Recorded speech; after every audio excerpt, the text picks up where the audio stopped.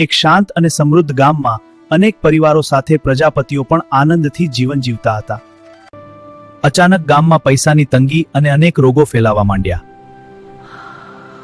આ સંકટે અમારું જીવન કઠિન બનાવી દીધું છે. આવી પરિસ્થિતિમાં આપણે માં બ્રહ્માણીનું સ્મરણ કરવું જોઈએ. હે માં બ્રહ્માણી, અમને આ દુઃખ અને સંકટમાંથી મુક્ત કરો. હે માં બ્રહ્માણી, અમારા પર મોટું સંકટ આવ્યું છે, હવે તમે જ અમારો સહારો છો. સાચા હૃદયથી કરેલી પ્રાર્થના સીધી માં સુધી પહોંચી. મારા ભક્તોનું દુઃખ હું ક્યારેય સહન નથી કરતી.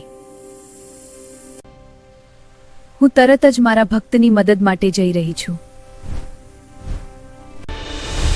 ડરશો નહીં મારા પ્રજાપતિઓ, મારી કૃપાથી હું બધું સારું કરી દઈશ. માં બ્રહ્માણી, તમારી કૃપાથી અમારું જીવન ફરી સુખમય બની ગયું. આ સ્ટોરી તમને ગમી હોય તો SP એડિટ્સને ફોલો કરો.